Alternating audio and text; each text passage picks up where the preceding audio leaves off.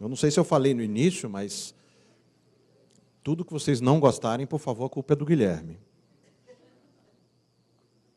Foi ele que convidou. E até agora eu não entendi em quem que ele estava querendo pregar mais a peça, se era comigo ou com vocês.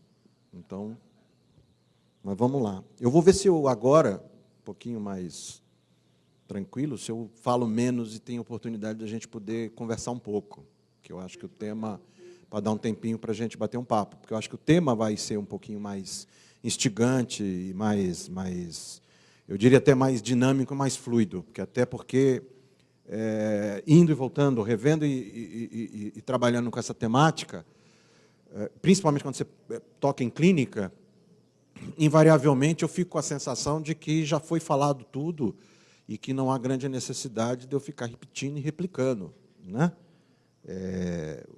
O fato da relação religiosidade e clínica está escrito, é só uma questão da gente acessar e discutir. Eu acho que é mais interessante a gente discutir.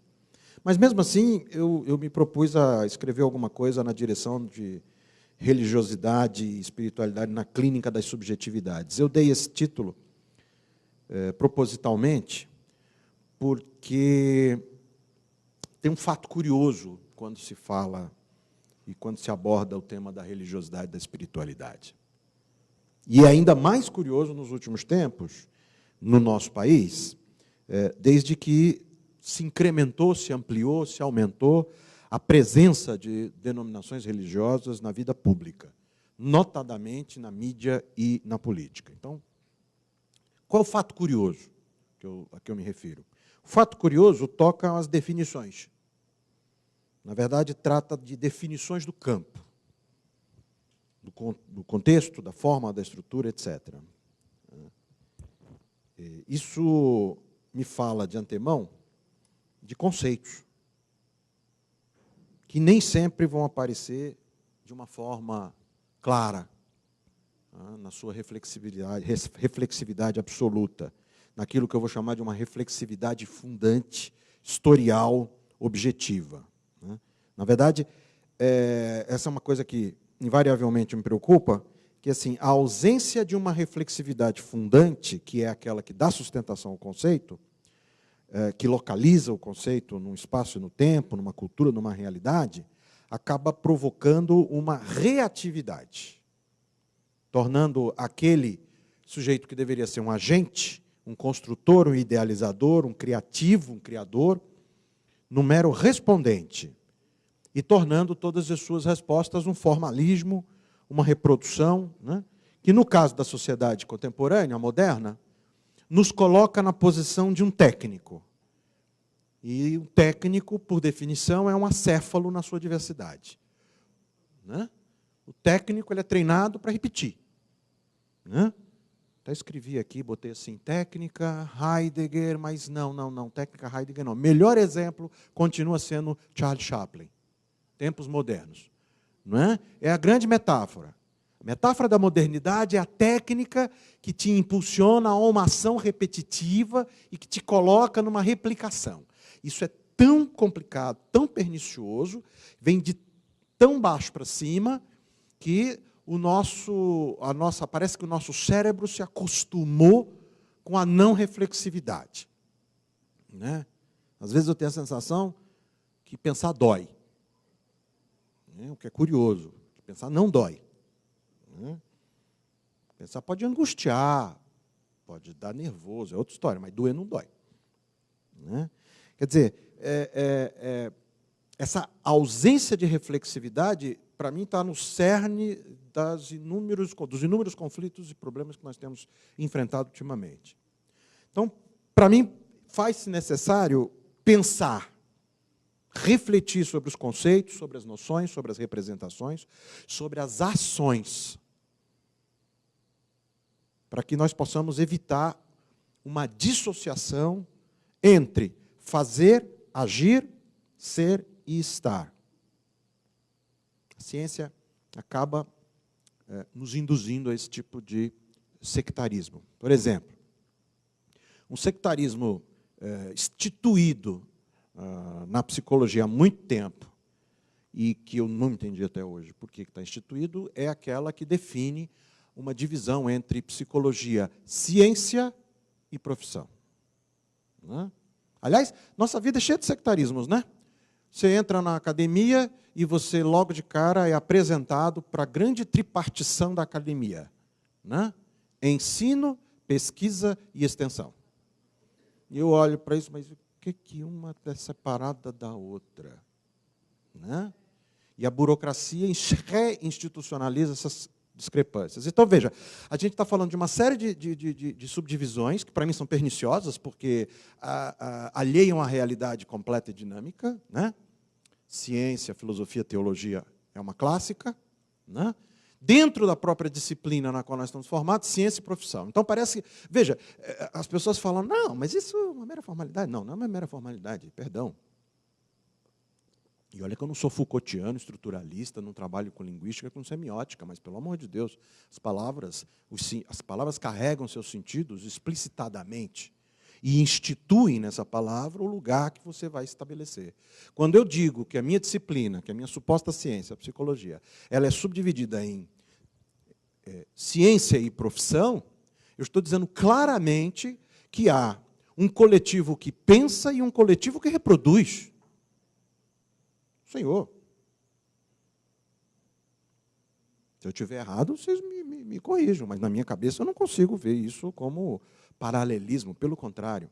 Tanto não há paralelismo que ainda hoje, lamentavelmente, se institui no âmbito acadêmico da formação profissional uma distinção clara entre quem faz pesquisa, por um lado, que, portanto, deveria ser o produtor de conhecimento, e quem é mero reprodutor deste conhecimento. E por que eu estou frisando esse aspecto? Porque o mais central de tudo, que é o tema da clínica, que é o tema da psicoterapia, por exemplo, né, ela está invariavelmente associada à reprodução de conhecimento, e não à produção de conhecimento. O que não só é uma ambiguidade, uma contradição, é como é um absurdo. Por que é um absurdo? Porque, escreva o que eu vou falar, paradoxalmente, o clínico é o pesquisador mais privilegiado que existe, porque é o único que está mergulhado intrinsecamente no seu objeto de pesquisa. E, paradoxalmente, é o que menos produz em cima do seu objeto de pesquisa. E, para não dizer que eu estou mentindo, todas, sem exceção, práticas clínicas nasceram neste bojo. Não é verdade? Está aí o Freud, que não me deixa mentir, está aí o Frankl, que não me deixa mentir, está aí o Rogers, que não me deixa mentir. Ou seja, não há prática clínica construída na academia. Ela é construída na prática. Infelizmente, nos últimos tempos, nós estamos tendo uma pequena tentativa de inversão, no sentido de dar validade, de dar anuência da academia para isso, o que é outro erro, que a academia não é para dar anuência. A academia é para produzir conhecimento, que eventualmente venha a refutar ou confirmar alguma tese. Mas não é da alçada da academia, né, afirmar ou reafirmar, porque senão nós confundimos novamente o campo da doxa, o campo da opinião, e, obviamente, o campo da filiação, né, e o campo da ciência. O campo da ciência não é para ser, não deveria ser o campo de afiliação, deveria ser o campo da diversidade, da explicitação. Né? Então, assim, isso para mim é fundamental, porque, né, como falei para vocês, a minha história de 20 anos de conselho esbarrava na profissionalidade com essa distinção, né, entre o sujeito que se diz um prático e não se percebe como prático ao fazer isto, e não se percebe se colocando num lugar inferior ao se posicionar desta forma, e, inadvertidamente ou não, colocando o suposto acadêmico, o suposto produtor de conhecimento, num patamar hierarquizadamente superior, que também não é fato.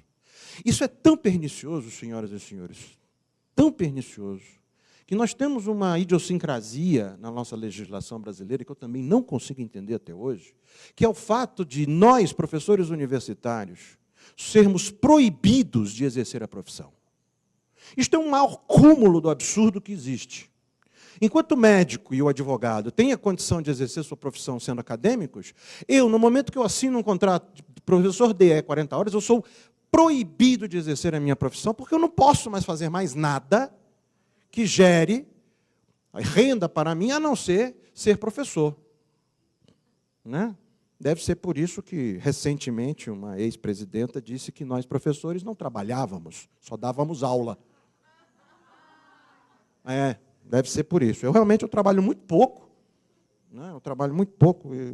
Enfim, tenho testemunhas aqui, qualquer coisa eu trago testemunhas. Eu trabalho muito pouco, produzo muito pouco. Então, deve ser por isso. Veja, isso mostra uma idiosincrasia de como nós construímos a formatação da nossa profissão e não percebemos disso. Né? E o mais curioso, 30 anos de formado na psicologia brasileira. Vou completar 30 anos agora, em agosto. Né? E o Carlos Hernandes participou ativamente disso. E nunca vi uma discussão nesta direção. Nunca ouvi. Você já ouviu, Guilherme? Nessa direção? Nunca. Sempre se manteve a reificação de dois espaços completamente separados. Né? Então, tem horas que me dá o direito de dizer, bom, então também não sou psicólogo, sou docente. Né? Você cria uma nova imagem, uma nova representação. Bom, preliminarmente, estou querendo dizer que esta divisão é um absurdo. E eu acho que esse é um ponto crucial. Por que eu estou citando isso? Porque é exatamente o fato de nós não discutirmos conceitos, de não discutirmos as representações sobre as quais nós nos alicerçamos, que nós, inadvertidamente, nos posicionamos neste lugar. Conceitos são o quê? São construções lógicas, estabelecidas de acordo com um determinado quadro de referências, que adquirem o seu significado dentro de um esquema de um pensamento no qual são colocados. Cada ciência usa os seus próprios conceitos para uma comunicação dos seus conhecimentos. Portanto, o dispositivo conceitual, ele procura representar o fenômeno ou aspectos deste fenômeno no mundo real. Desta feita, você tem conceitos os mais diversos, que serão analisados e discutidos, e que devem ser antecipados à elaboração de teses ou direções. Né? Ocorre que, me parece que na psicologia não há uma clara descrição, delimitação e discussão de conceitos. E um central é, qual é o objeto da psicologia? Invariavelmente, a resposta vai ser associada a uma metateoria. Portanto, o conceito só vai estar vinculado a uma metateoria. Ele é particular e não genérico. Ele é generalizante, mas ele não é genérico. É um paradoxo.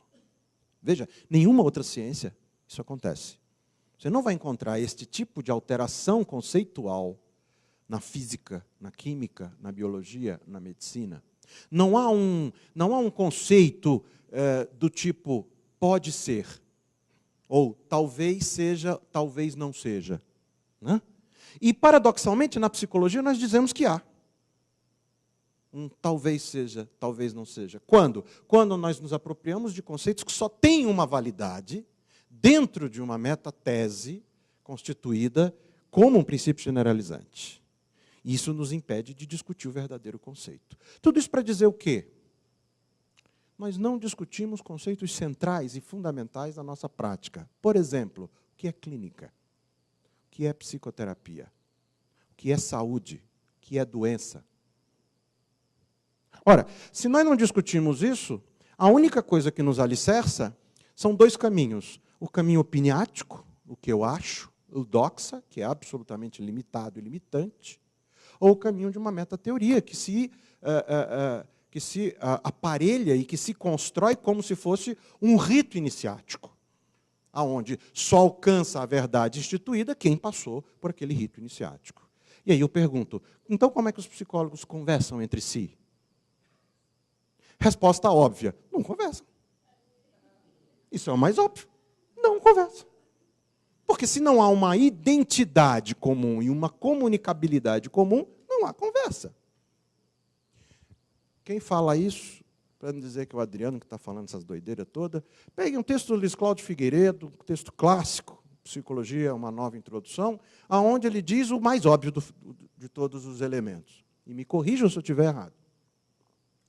É mais fácil um psicólogo organizacional conversar com um administrador do que conversar com um psicólogo hospitalar. Que conversa melhor com o médico ou enfermeiro do que conversaria com um psicólogo social. Que conversa melhor com o sociólogo do que conversaria com um psicólogo clínico. E assim sucessivamente. Que não conversa com ninguém. Tem esse detalhe. Deve ser porque o psicólogo só escuta, né? Mas é verdade. Né? Veja, isso cria um paradoxo na própria constituição do campo. Né? Ou seja, se eu quero delimitar uma discussão, por exemplo, sobre o papel da religiosidade e da espiritualidade no campo clínico, eu preciso primeiro definir o que é o campo clínico. Depois definir religiosidade, espiritualidade, e assim sucessivamente. Por isso que eu estou começando com essa pequena digressão sobre conceitos. Estou defendendo aqui a tese, me corrijam, por favor, fiquem à vontade para discordar. Né? Sem discordância não se tem avanço. Né? Nós não discutimos conceitos. Então, numa primeira linha, a gente poderia estar aqui limitando o debate em torno de duas questões centrais, religiosidade e espiritualidade. Não vou entrar nessa seara, até porque eu prefiro utilizar os dois termos de uma maneira parceira, vou dizer assim. Né? O famoso religiosidade / espiritualidade, porque eu estou interessado nesses temas como temas constitutivos da natureza humana. Então, portanto, como presentes, né, a independência da expressão, neste primeiro momento, para mim não é tão interessante agora. A não ser que eu vá, por exemplo, fazer uma discussão em torno dessa temática quando eu toco expressões de espiritualidade que não são vinculadas a religiões institucionalizadas. Eu teria que fazer essa diferenciação de definição se eu fosse estudar, por exemplo, os ateus, os sem religião. Aí eu teria que fazer uma distinção. Né? Mas não é tão problemático assim, num primeiro momento, se eu colocar no meu campo de pesquisa ayahuasqueiros, se eu colocar protestantes, se eu colocar católicos, se eu colocar espíritas, se eu colocar umbandistas. Não, porque há uma certa identificação. Então, no primeiro momento, eu não vou me deter a isso, até porque, indico a todos vocês, nos últimos 3 anos, saíram 3 ou 4 textos brilhantes, discutindo exatamente essa distinção entre religiosidade e espiritualidade, inclusive da professora Marta Helena de Freitas. Tem mais uma discussão agora no dossiê da Pistes e Praxis, enfim. Então, vou pular essa parte. Mas o contexto no qual estas questões estão alicerçadas, me parece que necessitam de muita definição. E os contextos, eu indicaria pelo menos 6 itens que seriam nevrálgicos para nós pensarmos em supostas definições. É um exercício reflexivo, continuado, não significa, não estou aqui me propondo a dar uma definição tácita, fechada e definitiva, pelo contrário, são questões dinâmicas que merecem ser pensadas e repensadas continuadamente para tentar pensar a sua própria aplicabilidade no campo concreto e real. Clínica, psicoterapia, subjetividade, saúde, doença mental. Se a gente brincar com essas palavras ao longo do tempo, a gente fica 30 horas discutindo e não sai do lugar. Não sai do lugar no sentido de que não chegamos a um consenso. E a intenção é essa, a intenção é construir, não definir tacitamente. Analisar conceitualmente todas essas questões, eu diria que é um ato preliminar fundamental, porque funda, alicerça, solidifica a ação. Estou pensando na ação. E é ato contingente crucial, pois o ato reflexivo é parceria necessária para qualquer ação concreta no mundo. Com isso, estou dizendo o seguinte: agir sem pensar é um agir vazio. E é um agir arriscado.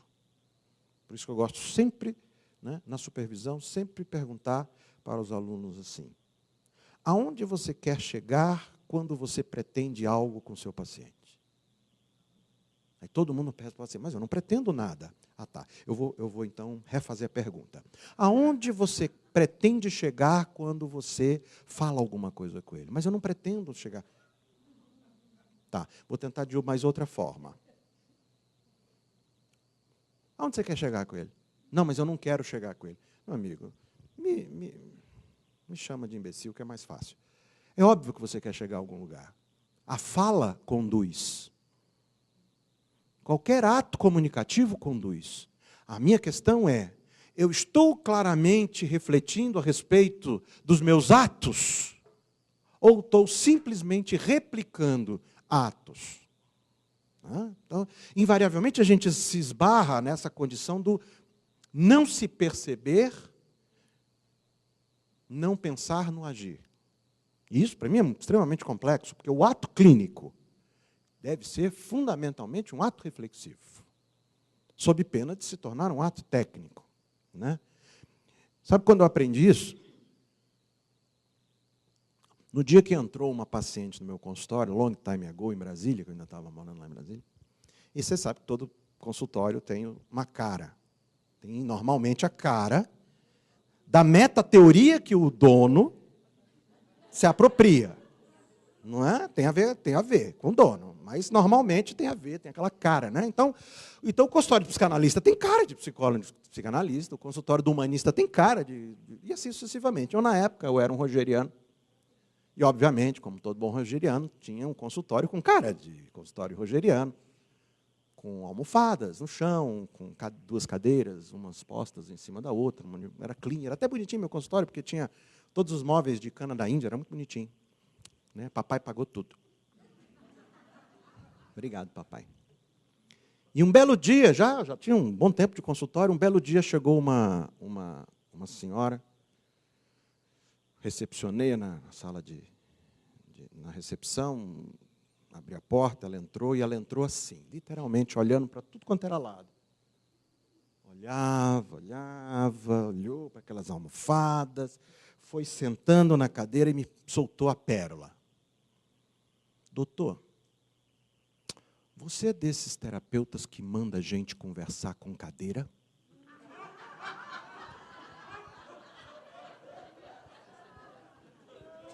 Né?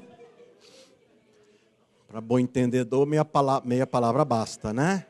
Eu imediatamente, não aguentei, eu tenho esse mal, que eu sou muito visceral, eu não aguentei cair na gargalhada. Imediatamente.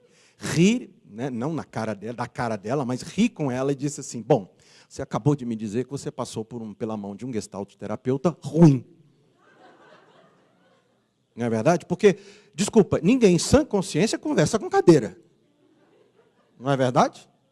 O que aconteceu nesse espaço? Sempre gosto de citar esse exemplo, porque esse é um exemplo tácito entre uma mera aplicação e reflexivamente técnica e uma técnica refletida. Esta pessoa pegou uma técnica fantástica chamada cadeira vazia e tirou completamente do seu lugar de tempo e espaço, desalienou completamente do sujeito com o qual ela estava se alocando e replicou uma coisa. Portanto, para aquela pessoa deslocada no tempo e no espaço e dessubjetivada, conversar com uma cadeira se transformou num absurdo. Quando a técnica da cadeira vazia jamais será conversar com uma cadeira. Isso qualquer pessoa sabe. Né? Então, veja, esse é um exemplo típico de como que, inadvertidamente, nós repetimos coisas sem pensar aonde queremos chegar. Por isso que eu faço a pergunta para o aluno, aonde você quer chegar?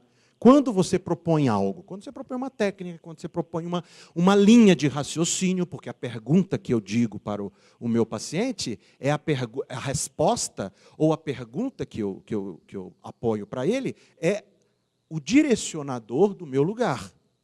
Eu tenho que ter muita clareza para isso. Se eu pergunto da família, vai para um lado. Se eu pergunto da tua cultura, vai para outro. Se eu pergunto para... É assim sucessivamente. Né? E, invariavelmente, a gente não para pensar. E por que a gente não para pensar? Porque a gente não reflete sobre o que é clínica, sobre o que é psicoterapia, sobre o que é subjetividade. Então, essa é uma questão preliminar. Falar de religiosidade na clínica aparenta ser uma simples aplicação de determinados princípios a um determinado contexto. Portanto, parece constituir-se como uma mera condição técnica, como se isso fosse possível. O que eu quero agora é discutir com vocês algumas questões da direção de pesquisas que relacionam religiosidade e espiritualidade com a construção e o manejo da subjetividade. E aí eu estou dando a minha definição de clínica. Clínica é o espaço privilegiado de acolhimento do sujeito. Essa, para mim, é a dimensão fundamental da clínica, é o espaço privilegiado de acolhimento do sujeito. Por que acolhimento e não escuta? Porque eu posso falar, porque eu posso agir, porque eu posso estar com, e eu posso, eventualmente, não conseguir escutar o dado surdo que é dado pela própria fala ou pelo silêncio do cliente. Eu desafio qualquer um de vocês, profissionais de qualquer área, né? E por que eu estou definindo clínica com espaço privilegiado das subjetividades? Para não dizer que a clínica é de um determinado profissional, porque não é. Quem trabalha no campo da saúde mental sabe muito bem disso. Quem trabalha no CAPS, quem trabalha no CREA, sabe muito bem que quando se fala em vinculação com o paciente, isso independe da profissão. Aliás, diga-se de passagem, quanto menos profissional você for, maior a probabilidade de que você vincule humanamente com essa pessoa. Né? Tem uma clássica história relacionada ao grande Hospital da Laborde, na França, né, onde a primeira proposição de um profissional qualquer para o trabalho com os pacientes psiquiátricos é: pegue um balde, um pano, encha balde d'água, leve um rodo e vá começar com o paciente X, limpando o quarto dele. Mas eu sou profissional, por que eu vou fazer isso? Bom, você sabe como você vai vincular com o psicótico? Se alguém souber botar a mão no fogo, a gente cala a boca, mas você não sabe como você vincula com as pessoas. O evento da relação, como já dizia muito bem Martin Buber, acontece. Não é? E acontece, como ele bem dizia, pela graça. Ou seja, é de graça. Né? E parece que nós, profissionais, confundimos isso. Então, primeiro eu estou definindo clínica como espaço privilegiado de acolhimento da subjetividade para transcender o espaço do psicólogo, o espaço do médico, o espaço do enfermeiro, etc, etc, etc. Não, para mim, todos eles, desde que se disponham a ser sujeitos do acolhimento do outro, fazem clínica. Né? Portanto, para os meus colegas psicólogos ou meus colegas do conselho, sendo coerente com tudo que eu já escrevi, com tudo que eu já falei, né? Desde o ano 2000, quando começamos a discutir o título de especialistas, né? E quando me questionavam, mas a prática da psicoterapia é privativa do psicólogo. Não. Não é. Estou defendendo que não seja. Nós perdemos o bonde da história. Quando a gente poderia ter tomado como prática nossa, nós perdemos o bonde da história. Não dá. A prática da psicoterapia, do meu ponto de vista, deveria ser entendida como uma prática clínica ampliada e deveria ser aberta para qualquer sujeito que se disponha efetivamente a estar com o outro. Claro, evidente, que tem uma capacitação a ser agregada. Mas eu acho plenamente aberto para qualquer sujeito que se disponha efetivamente a estar junto com o outro. Sei que essa é uma questão polêmica, joguei, vamos ver se dá bafafá. Vamos lá. Vamos ver se dá pau. Tomara que dê. Estou defendendo. Foi-se o tempo. Embora, agora eu vou dar uma soprada, embora eu reconheça que o psicólogo, em tese, poderia ser, está vendo toda a condicionante, o profissional privilegiado para esse exercício. Mas não é. Por quê? Porque ele não discute seu próprio conceito, não contextualiza-se, não questiona seus próprios conceitos, suas próprias metateorias. Então, né? Estou tranquilo, porque sou docente.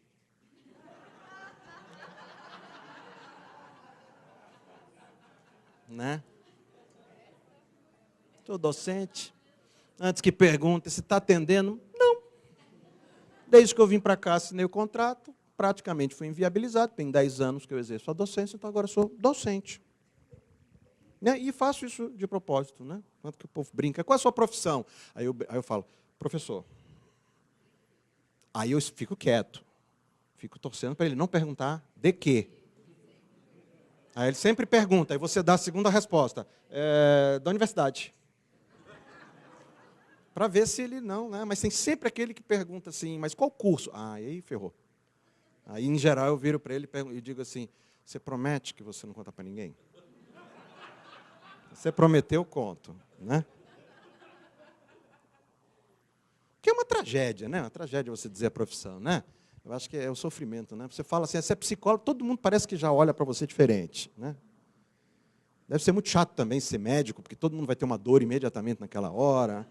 Advogado vai fazer uma consulta, é muito chato. Então você fala assim, não, olha, sou professor, só sou professor, não trabalho, só dou aula. Né? Então, veja, eu acho que esse é um ponto crucial, porque me parece que a questão da religiosidade, da espiritualidade na clínica, ela é atravessada por essa indefinição de campo e de contexto. No campo da psicologia, a polêmica que é dada nos últimos tempos com a psicologia, a polêmica que é dada desnecessariamente, do meu ponto de vista, a partir do trato que o Conselho Federal de Psicologia tem dado para a temática, insistindo na tal da laicidade da psicologia, que eu não sei que diabos é isso, provocando um grande incômodo, né, numa categoria que, obviamente, se eu for fazer um paralelo com os dados do IBGE, obviamente, não podem ser considerados como alheios à religiosidade, passa por uma má compreensão do campo contextual e do campo conceitual no que nós estamos nos referindo. E, com isso, eu não estou aqui querendo dizer que tem determinadas teorias ou determinados grandes nomes da psicologia que acolhem mais ou menos a religiosidade. Não é dessa a questão. Porque, de novo, vamos para a definição. O que é religiosidade e espiritualidade? É uma dimensão crucial da constituição da humanidade, do sujeito humano.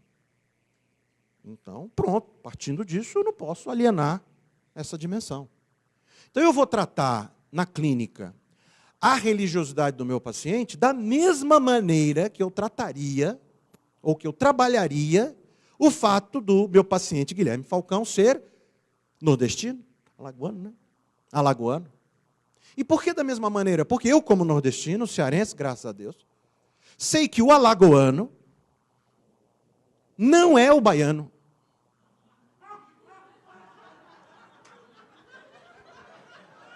Não é verdade? Até ele entendeu. Não é verdade? Você... Sim. Mas o baiano é o baiano, o alagoano é o alagoano, não é? Veja, eu estou falando de quê? Estou falando de constituição de subjetividade, de cultura. Não é verdade? O baiano come acarajé, né? O alagoano não come acarajé, não é da cultura do acarajé. Né? Você fala, mas o que tem a ver o acarajé? O acarajé fala da tua raiz. A musicalidade fala da tua raiz. Né? Nós nos acostumamos com as imposições e não refletimos sobre o nosso solo de fundamentação. Percebe? É disso que eu estou falando. Então, veja. Trabalharia, então, o tema da mesma maneira que eu trabalharia, por exemplo, o fato da profissão do meu paciente, o fato do contexto cultural do meu paciente, o fato da estrutura familiar do meu paciente. Por quê? Porque é uma dimensão fundante deste sujeito. Já tive inúmeras situações em clínica, na época que eu era clínico, né? Aliás, eu até diria que, de certa maneira, eu estou aqui falando dessa temática por conta, boa parte, da minha experiência clínica, porque, direto ou indiretamente, o fato de eu estar estudando, falando de religião, acaba atraindo pessoas com temáticas similares, que foi o que desembocou no meu projeto de pesquisa, que até hoje é o meu projeto de pesquisa de identificação, muitas das vezes com a temática, que é a questão da religiosidade e da saúde mental, que é o que me interessa, né, fundamentalmente. E que nós temos uma literatura brilhante, vastíssima, né, brasileira, inclusive. Né, Unicamp, por exemplo, é um grande centro de produção disso, com o professor Paulo Dalgalarron, na psiquiatria, no Hospital das Clínicas da Unicamp, e vários outros autores nessa direção. Mas volto para a questão conceitual. Né? Não refletimos sobre essas questões. Religiosidade e espiritualidade na clínica vai além da ideia da efetividade, da eficácia ou da ação concreta. É isso que eu quero dizer. Ou seja, falar de religião ou de religiosidade na clínica ou na psicoterapia vai além de dizer se funciona ou não, se deve ser usado ou não. Porque, para mim, ela é uma antecedente. Ele é um elemento constitutivo fundante. Portanto, eu não devo pensar na... Olha que paradoxo. Pensar a religiosidade e a espiritualidade no campo da efetividade é torná-la técnica. Como se isso fosse possível. Como se eu pudesse receitar oração. Eu não receito oração. Receito? Não. Eu indico, sugiro, eu conclamo, mas eu não receito oração. Eu não posso tornar a oração uma dimensão técnica, uma dimensão pragmática, porque o sentido da oração transcende o pragmático. Estou falando errado? Você me corrige, porque essa área tua eu não entendo, tá? Eu não virei padre, então eu posso dizer que eu não entendo, né? Então, veja, isso nos obriga, portanto, a pensar a questão, nos obriga a pensar, por exemplo, o que é saúde e doença? Essa é uma questão crucial para nós profissionais de saúde. Quais são as minhas concepções de saúde, as minhas concepções de doença, que são construídas e co-construídas, historicamente, culturalmente, socialmente, que eu não reflito sobre elas e, sem querer, eu imponho, né? Eu delimito o lugar do outro. Todo mundo conhece o velho e claro ditado de que de boas intenções o inferno está cheio. É exatamente isso. Na boa intenção de querer levar o sujeito a um outro lugar, eu desqualifico o lugar próprio desse sujeito e o coloco na imposição do meu olhar. Isso, para mim, é o sentido básico da palavra dessubjetivação. Portanto, isso me impõe a necessidade de pensar processos de construção de subjetividade. E, obviamente, impõe a necessidade de se pensar o papel e o lugar da religiosidade e da espiritualidade nesta construção. Isso é fundamental. E é isso que os nossos colegas do Conselho de Psicologia relutam em aceitar. Que religiosidade e espiritualidade têm um papel determinante na construção da nossa subjetivação. Além, evidentemente, de ter que necessariamente pensar no entrelaçamento dos campos diversos de saber. Religião, por um lado, ciência, do outro lado. Certo? Isso, para mim, é o ponto mais central e é o que me coloca diante da mais completa contradição quando eu me deparo com os meus colegas do sistema, que é outra palavra inadvertida, conselhos. Né? Sistema. Não há sistema nenhum. Há uma hierarquia imposta de cima para baixo e um cumprimento de normas e de regras. Não há nenhum sistema no sentido de uma troca efetivamente dinâmica entre todos os elementos. Né? O que eu quero dizer de uma maneira bem clara, e vai estar gravado, é quando que o psicólogo, de fato, é conclamado a debater e a discutir uma questão crucial para si e para a sua profissão? Nunca. Não, e não me venho dizer que há espaços políticos constituídos no sistema, conselhos, aonde isso é dado. Não. A profissão ela tem que nascer de baixo para cima e não de cima para baixo. Né? Mas isso, obviamente, tem a ver com nossa própria construção do Estado brasileiro. Né? O Estado brasileiro tem uma construção complicada, né? que perpassa por uma certa excessividade de paternalismo e assistencialismo, por um lado, e uma excessividade de judicialização, por outro lado. Está todo mundo vivendo isso agora. Então, esses temas todos, para mim, são cruciais de serem definidos. Né? E nós, normalmente, não pensamos. Nós não pensamos, por exemplo, no sentido da palavra sujeito, no sentido da palavra subjetividade. Por não pensarmos nisso, invariavelmente, confundimos o sujeito psicológico com um sujeito encapsulado na imanência, como se houvesse um conjunto de funções psicológicas pré-dadas, que invariavelmente são construídas num determinado espaço de tempo fixo. Teorias do desenvolvimento dizem disso. Todo mundo estudou teorias do desenvolvimento. E ao invés da gente estudar em teorias do desenvolvimento a dinâmica processual do desenvolvimento humano, invariavelmente nós estudamos o quê? Etapas fixas de desenvolvimento humano. Nessas horas eu queria ser espírita, kardecista e chamar para que incorporasse neste momento certas personalidades que já foram embora, como Piaget, por exemplo, para que ele me dissesse, você escreveria da mesma maneira a sua obra hoje? Ou será que a sociedade é tão dinâmica que isso causa um impacto suficientemente significativo nos processos de desenvolvimento cognitivo? Essa é uma pergunta. Né? Como eu não posso responder essa pergunta, por não questionarmos o que é o sujeito, alienamos, por exemplo, o fato de que subjetividade é dada na história, na cultura, no tempo.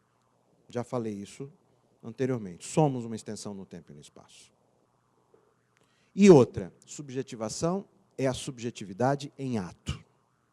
Portanto, não somos sujeitos isolados. Não somos mônadas fechadas.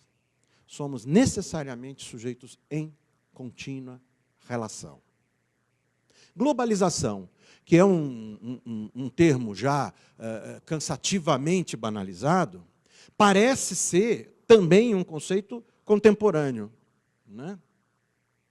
Outro dia eu estava lendo um livro interessantíssimo, que tem um nome mais interessantíssimo ainda. Quem gosta de história, Edilson?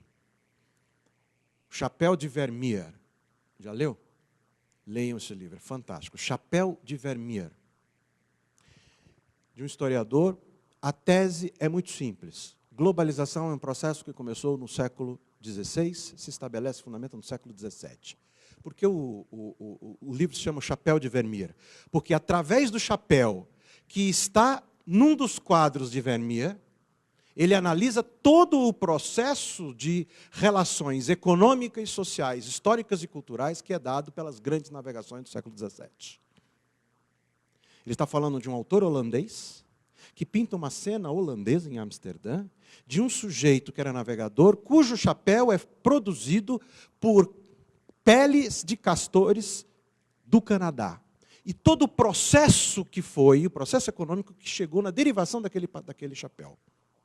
Globalização é um processo ininterrupto, é um processo do qual nós não mais vamos poder dar conta de voltar atrás, né? E não significa única e exclusivamente a derivação das informações a tempo real.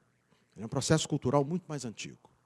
Isso nos coloca necessariamente diante do fato de que nós não podemos mais nos considerarmos como sujeitos puros. A ideia do sujeito puro foi-se embora há muito tempo.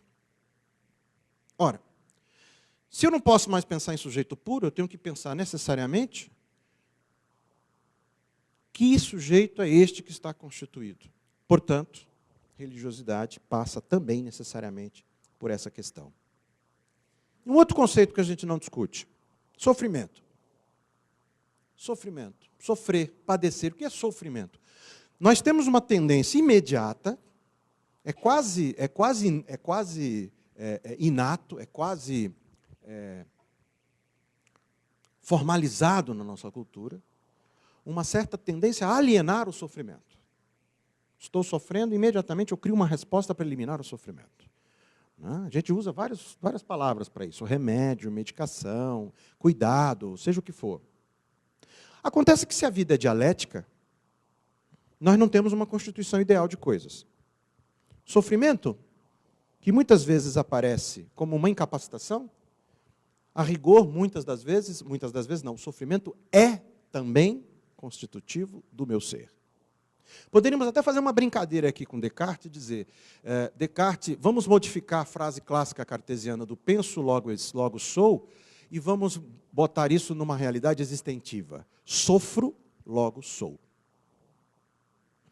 Anos atrás, dando um curso sobre fenomenologia do amor romântico, disse assim, sabe quando você sabe que você ama? Quando você está sofrendo. Sofro a falta, sofro a carência, sofro a necessidade do outro. Isto é um padecer, é um sofrer. Né? Sofrimento é tão inalienável na condição humana que nós procuramos sofrimentos socialmente aceitáveis. Não é verdade? Tem sofrimento que a gente deseja ter.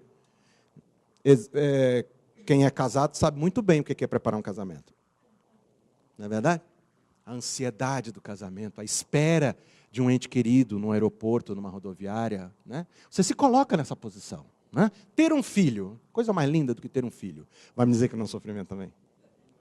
Fala a verdade. Não estou falando só do parto, não. Estou falando da espera, do processo. Então, sofrer. Sofrer no sentido de padecer, que nos coloca na condição inalienável do sujeito existencial. Existimos pelo sofrimento. Somos pelo sofrimento. Com isso, evidentemente, não estou querendo aqui passar a ideia de que peguemos um chicote e vamos nos chicotear, porque isso é bom. Não é isso. Estou dizendo que o sofrimento também tem que ser percebido como uma condição inalienável do sujeito. Tudo isso para pensar o quê? O lugar da clínica, o lugar da psicoterapia não pode ser entendida como a eliminação do sofrer. Mas deve ser entendida como a incorporação do sofrer numa atividade significativa. Sofrimento sem sentido é sofrimento empírico. Sofrimento com sentido é um sofrimento existentivo, constitutivo. E se tem um lugar, se tem uma realidade que nos coloca dentro dessa positivação, dessa ressignificação do lugar do sofrer, é a religiosidade e a espiritualidade. Estou mentindo? Obrigado. Eu estou apoiando aqui para ver se eu estou falando tudo direitinho. Então, veja. Esse é o campo macro sobre o qual a gente devia estar, né, na verdade, discutindo. Então, vejamos. Vou andar porque eu quero ver se a gente conversa ainda um pouquinho. Esse tempo aí é para a gente dar tempo de conversar ainda, né? Então tá bom. Todas as pesquisas que relacionam religiosidade e espiritualidade com saúde, ou processos de saúde e doença, ou processos de saúde, todas, sem exceção, associam religiosidade e espiritualidade com suporte social, com fator de proteção, com orientação e ressignificação, com resiliência, com motivação. Se isso não é positivo, eu não sei mais o que é positivo. Se isso não pode ser agregado ao fazer, eu não sei mais o que pode ser agregado ao fazer. Uma vez eu estava dando aula em São Paulo. Deixa eu ver se eu anotei isso aqui. Fiz meu esquema, eu já quebrei meu esquema. Uma vez eu estava dando aula em São Paulo. Eu dei aula há alguns anos na finada Universidade de São Marcos, lá em São Paulo, no Ipiranga. E o Ipiranga, um ano e meio que eu fiquei lá. O Ipiranga é um bairro de muitos idosos, é um bairro de muitos católicos. Não, tem jovem também, mas é porque há uma característica, né? Para um bairro antigo, um bairro tradicional, né? Você mora lá? Olha só, um monte de saudade dali. Finada São Marcos. O que foi feito da São Marcos? Mas voltou, o prédio voltou para a congregação? Não. Ai, Jesus. Dava aula ali. Antigamente, a Universidade de São Marcos ela tinha uma tradição muito interessante, uma universidade de ponta. Tinha 2 mestrados, tinha uma revista fantástica, tinha um quê de psicanálise fortíssimo. Eu caí de paraquedas lá para dar fenomenologia e gestalterapia. E um belo dia, a coordenadora,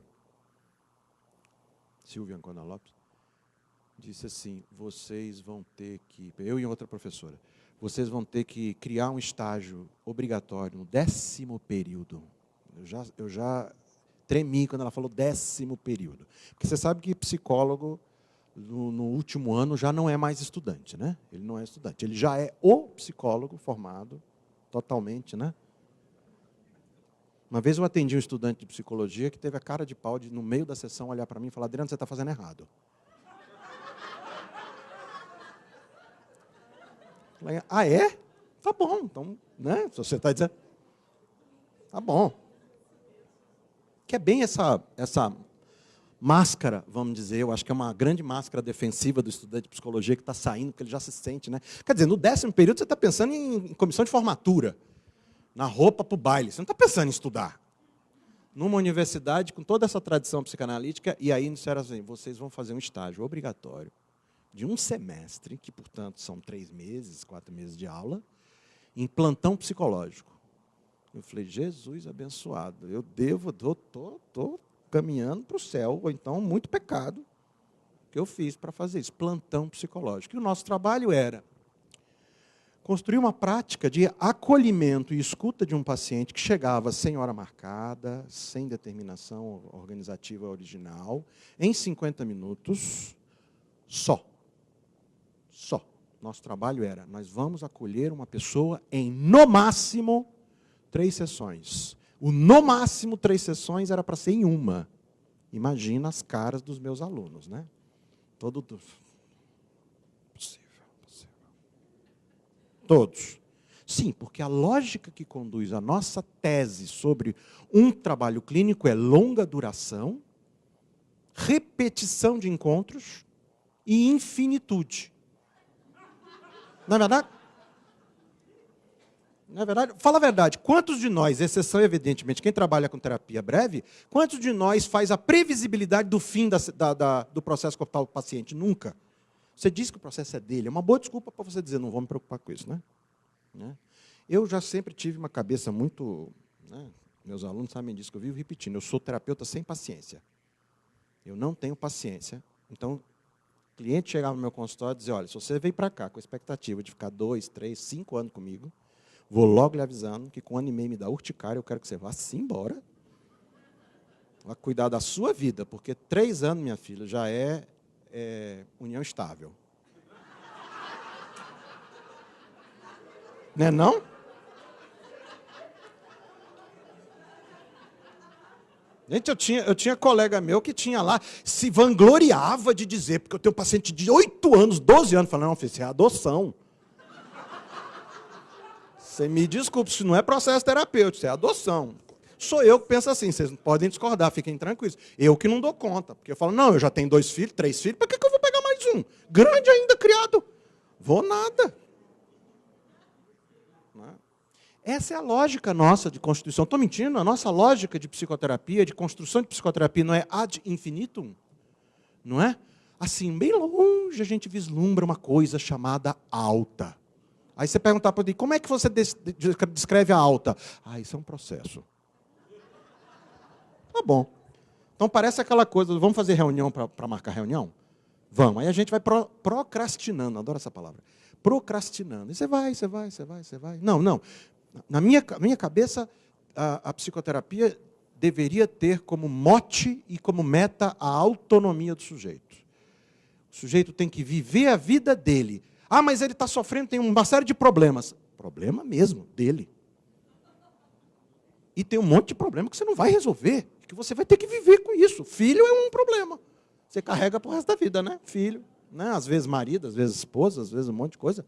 Às vezes uma depressão, às vezes uma patologia mais grave, às vezes um conflito ou uma angústia. Você vai carregar para o resto da vida. Qual o problema?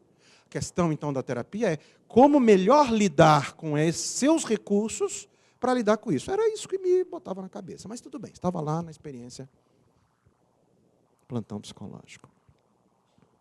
Então, era muito divertido para mim, né? Porque o aluno recebia um paciente, aí a primeira leva de pacientes, eu já verifiquei o problema. Primeiro problema, porque o paciente chegava lá na recepção, preenchia uma ficha básica de clínica escola, com um monte de dados, inclusive com as perguntas perniciosas do tipo, faz tratamento psiquiátrico, toma remédio, né? Pronto. E aí eu dava essas fichas para os alunos. Na primeira leva eu vi que não ia dar certo esse negócio. Porque quando o aluno pegava a ficha, ele já fazia assim, ele já me dizia as coisas.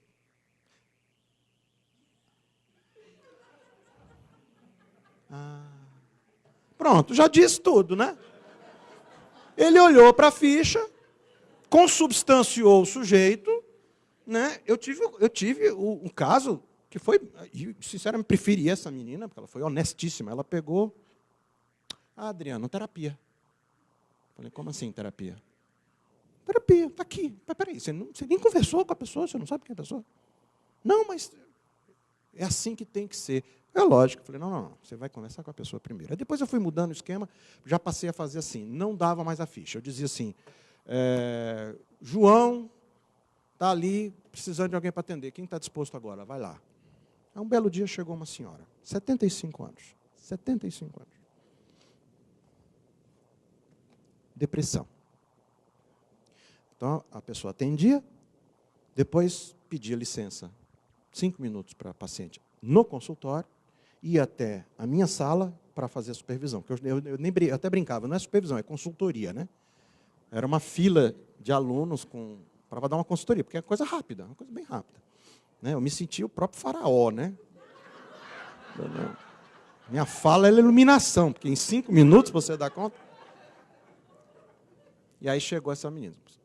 E eu pedi assim, era até um exercício interessante para você fazer concisamente a descrição de um caso clínico. Me diga claramente, rapidamente, quem é esta pessoa, que trouxe ela até aqui, e qual é o direcionamento que você está supondo, ou que você está sugerindo para aquela pessoa. Então, a fulana ela me conta assim, senhora de 75 anos, chegou aqui com uma demanda de depressão, está muito triste. Tá, e qual é a história de vida dela? Ela é uma viúva, tem 2 filhos, cada filho mora num canto de São Paulo, que é assim, mais ou menos assim, mais fácil você voar de São Paulo para o Rio de Janeiro do que encontrar seu filho. Encontra filho uma vez a cada mês, e ela mora sozinha naquele bairro. Então, ela estava deprimida. Eu falei, nossa, tá bom. Aí eu parei, pensei, olhei para ela e falei assim, faz favor para mim, volta lá, pergunta para ela se ela é religiosa. Você perguntou para ela se ela é religiosa? Ah, não perguntei. Então, pergunta para ela se ela é religiosa, se ela frequenta, porque aqui como é um bairro católico, muita igreja, eu tô com, assim, na minha cabeça, assim, essa mulher estava precisando de rede de apoio social. Só isso. Pergunta lá. Aí a aluna falou assim, para quê?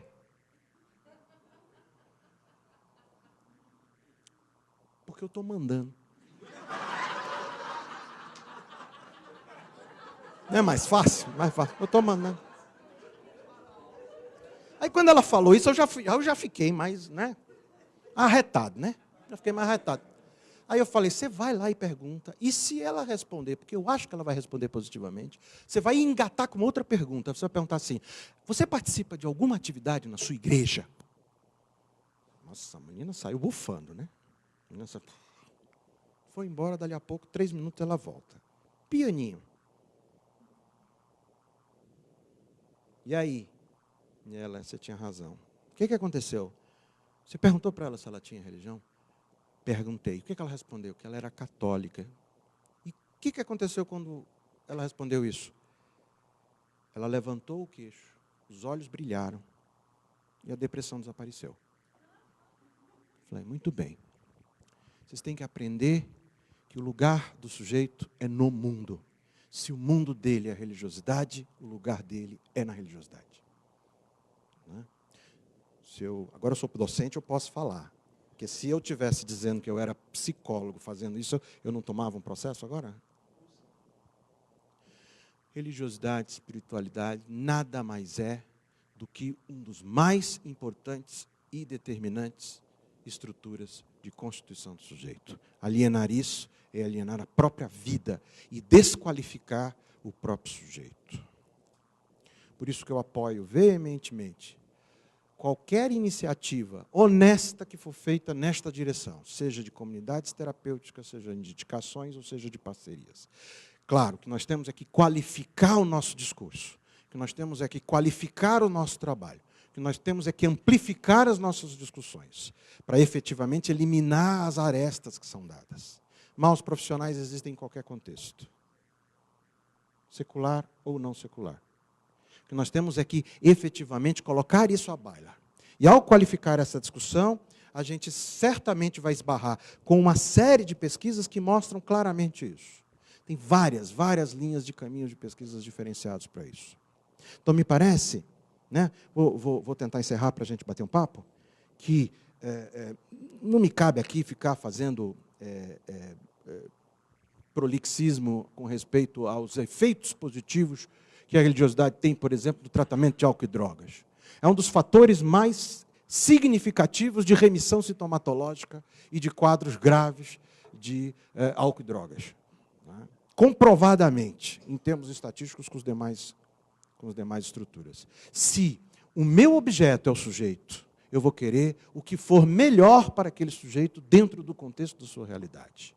Isso me inclui a possibilidade de ter que reconhecer a inviabilidade do contexto religioso para aquela pessoa. E isso eu só consegui aprender depois que, em Brasília, tive muitos pacientes espíritas kardecistas no meu consultório, que na minha representação, porque eu venho de um estado preconceituoso, né, nós nordestinos somos extremamente preconceituosos, e na minha representação, eu escutava a minha família dizer que tudo isso era do demo. Espírita, kardecista, bandista, era tudo na mesma panela, que depois de muito tempo eu fui entender que, no fundo, era um significante para dizer tudo que não é católico do jeito que você deve seguir é do demo. Ah, tá. Devia ter me falado isso mais rápido, porque era mais simples para eu ter entendido, né? Porque isso acabou construindo uma série de representações negativas e preconceituosas. E no momento em que eu percebi meu paciente espírita para além do espiritismo no meu paciente, ou no momento em que eu percebi o sujeito por detrás do espiritismo, que era um preconceito para mim, eu pude aprender o que era efetivamente o espaço da religiosidade na cultura e na constituição daquele sujeito. A ponto de poder claramente respeitar um paciente que incorporava espírito no meu consultório. Como já tive que passar por isso. Que eu só me arrependo de não ter cobrado o adicional de insalubridade.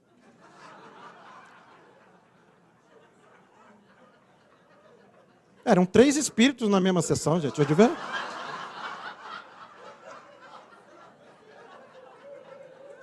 devia ter cobrado 3 sessões, não era? 4, 4. Né? E um processo lindo de absoluto respeito com aquele sujeito, com aquela crença, com aquela descrença, da inclusão da família, né? Que é um processo extremamente complicado, né? Mas que é possível. Então, eu acho que a gente precisa qualificar mesmo o debate. Né? Enfim, eu vou encerrar só para a gente ver se a gente consegue bater um papo. Eu queria mais era provocar. Pelo menos vocês não dormiram, tá bom. Tá? Vamos lá. A gente pode tentar fazer perguntas bem objetivas. Chegou uma vez uma paciente no meu consultório e disse: hoje eu vim com o meu guia. Aí eu pensei com meus botões, que pena que eu não pedi para a secretária cobrar dobrado. Quem? Um de cada vez?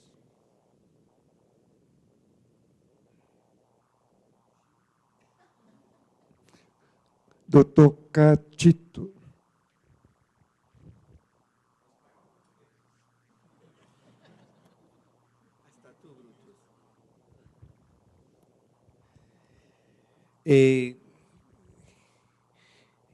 Eu penso que, dentro daquilo que brilhantemente foi comentado, quando nós falamos da questão da formação dos conceitos, saúde, doença, etc., e falo desde a posição do psicólogo clínico, mas que também está na academia, em geral, a psicologia clínica importa esses conceitos do modelo médico. O conceito de saúde, doença, normalidade. E esse modelo médico, normalmente, em geral, o modelo médico é norteado por uma antropologia mecanicista, fragmentária e causal, que faz com que o psicólogo facilmente caia num tecnicismo. E eu entendo que, primariamente, precisamos refletir sobre a nossa visão antropológica. Se ela também é fragmentária, ou ela é holística, integrativa, se ela é mecanicista, se ela é orgânica, se ela é causal, se ela é sistêmica. E aí penso o quanto se faz falta também um aprofundamento de matérias de antropologia dentro da academia. Não sei se o professor pode comentar alguma coisa disso. Bom, já que você levantou a bola, eu vou chutar, né? Você me deu o mote. A psicologia, toda psicologia, está completamente entranhada num paradigma funcionalista, sem nenhuma exceção. Fica como provocação para vocês. O paradigma funcionalista tem, paradoxalmente, como identidade, o paradigma mecanicista médico. Toda a tese psicológica que constrói a psicologia como ciência, ela se constrói em base de uma perspectiva causalista, determinista e finalista. Sem exceção. Sem exceção. Esse é um dos grandes problemas de reflexão que a psicologia se constitui. Para você escapar desse lugar, você tem um trabalho terrível. Vou dar um exemplo típico. Maslow,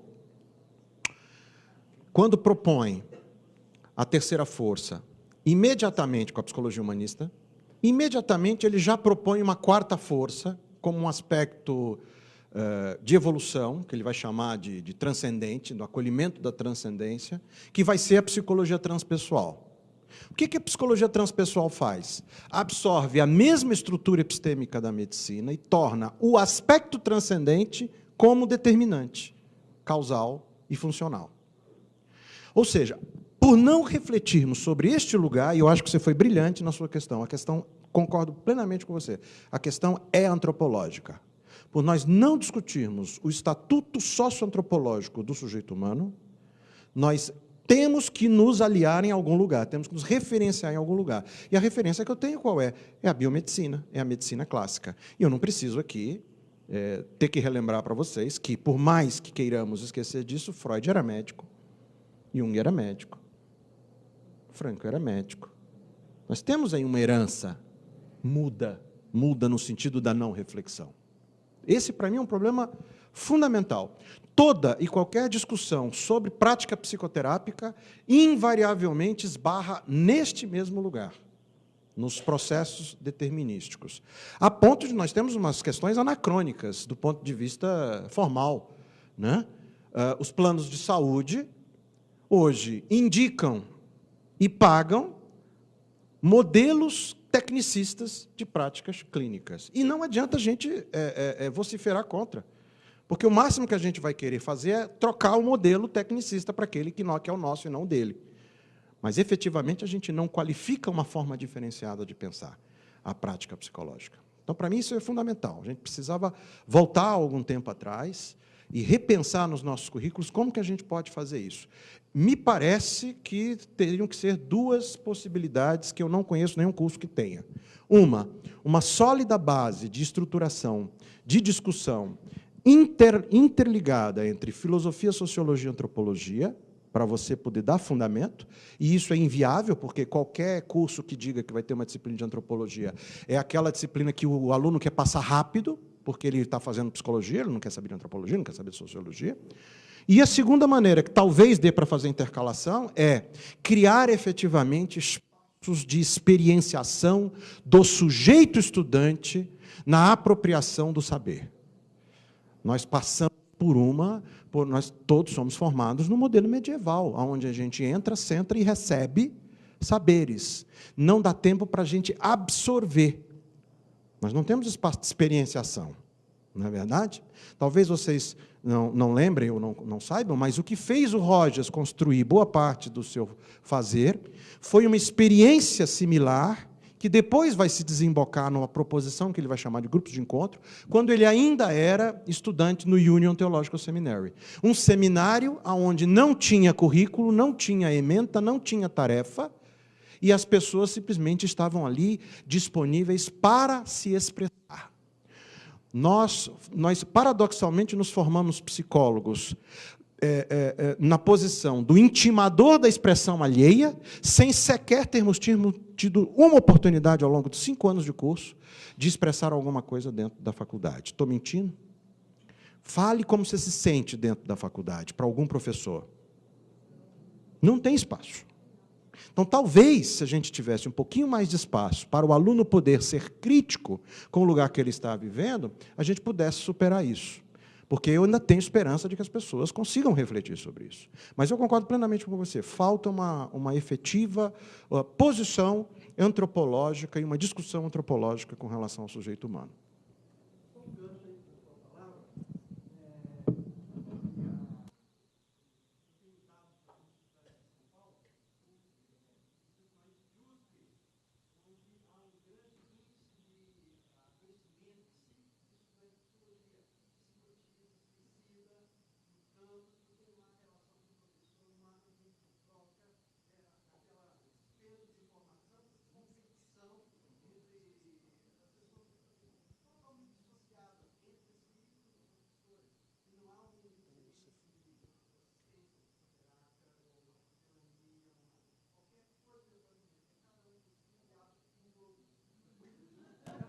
Infelizmente, esse exemplo que você está me dando não é exceção, é regra.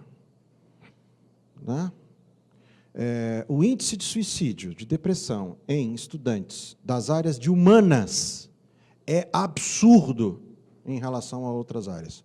Tem uma universidade pública grande do Brasil, que eu não vou dizer aonde que é, que os corredores têm que ter tela de proteção para o aluno não pular.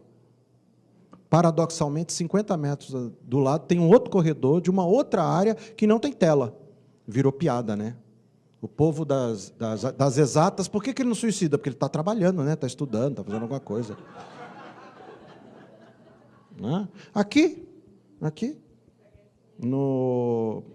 para quem não sabe, aqui o prédio da reitoria, o campus da reitoria, aqui do lado, fica 2 quarteirões.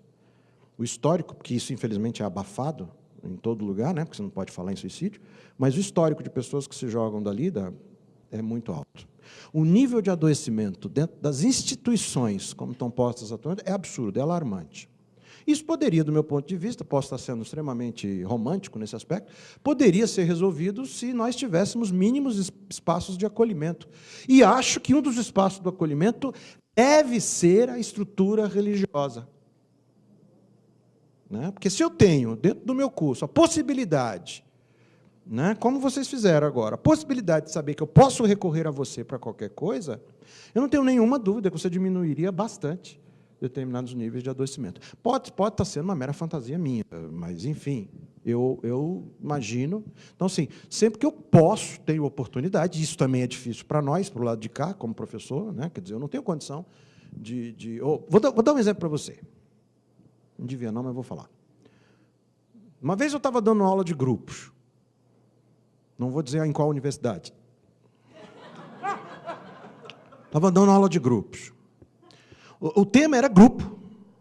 E eu, no primeiro dia de aula, eu digo, eu não vou dar aula de grupos, chegar lá, grupo é isso, aquilo, outro. Não, grupo tem que ser vivido como grupo. Meu histórico original eu fui rogeriano durante muitos anos, tive a grata satisfação de ver e ouvir e trabalhar com Rogers Vivo. Depois fiz gestalterapia, né? Tive a grata satisfação de ver um grande ícone da psicologia como Frank Eu Vivo, e o outro é o Guilherme Falcão. Contei, né? Então, grupo tem que ser vivido, você tem que passar pelo processo de grupo. Então, comecei a aula e tal. E no primeiro dia, pedi para todos os alunos ficarem em círculo, vamos fazer um grupo. O que é um grupo? O grupo é um espaço onde você tem total liberdade de se expressar, porque eu vou modelo rogeriano, modelo do grupão, modelo do grupo de encontro, total autonomia para dizer ou não dizer, ficar quieto ou não ficar quieto, mas aqui é um espaço onde você pode falar de alguma coisa. Para motivar os alunos, eu tomei a palavra inicialmente. Por quê? Porque eu tinha acabado de receber a notícia, havia 2 dias, do falecimento de um amigo, um grande amigo, professor universitário. Eu estava muito mobilizado, principalmente pelo fato de não ter podido me despedir dele, porque ele ficou muito tempo acamado.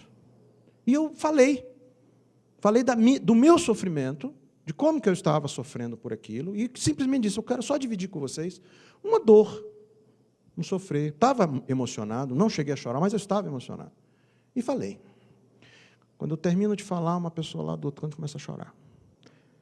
Quando eu me viro para poder trabalhar com ela, um outro começa a chorar do lado de cá. E aí, finalmente, o grupo funcionou como um grupo funcionaria. Depois me chega a seguinte réplica. Eu pergunto para a turma, como é que foi? E aí eu escuto assim. Ai, a gente se emociona, né, aqui? Com aquela cara do tipo, sim. Emoção não faz parte da nossa vida? Percebe? O que me está sendo dito não é eu não quero, eu não dou conta, não pode. Este não é o lugar para isso. O que está sendo me dito o seu lugar é dando aulinha. Aqui. Não é promovendo esse tipo de experiência. Eu falo, então você me desculpa, você pode reclamar na direção, porque eu vou promover isso. Evidentemente, dentro do espaço que eu possa ter. E, invariavelmente, não tem espaço. Normalmente, eu dou essa disciplina todo ano. E, normalmente, quando eu faço grupo, eu dou o grupo livre. Normalmente, nossas turmas são de 45 alunos. 2 turmas de 45 alunos. Eu já fiz grupo com 3. Mas eu não posso obrigar a pessoa a passar pela experiência. Concordam comigo? Eu tenho que dar a oportunidade da experiência vir à tona. E eu tenho que dar autonomia para a pessoa escolher não querer passar pela experiência. E, invariavelmente, quando eu dou essa autonomia, eu recebo o dito explícito que não estou aqui para ter experiência, estou aqui para aprender racionalmente. Então, nós estamos falando dessa cisão, dessa dogmática, que é a construção do nosso pensamento, que vem de baixo, vem do nosso filho, no ensino fundamental, no ensino médio, que chega com essa cabecinha toda cindida, demandando de mim o espaço de não trabalho, aula. E, de preferência, o máximo de escrito possível. Falar, isso aí eu falo, mas se você quer que eu dê aula no PowerPoint, então é mais simples, eu dou o PowerPoint para vocês e fico em casa. Porque eu não me incomodo. Não é? Então, veja, falta esse espaço. E quando você oferece esse espaço, falta solo de reflexão para a possibilidade de espaço. Mas ainda acho que possa ser uma alternativa. Né? Ok.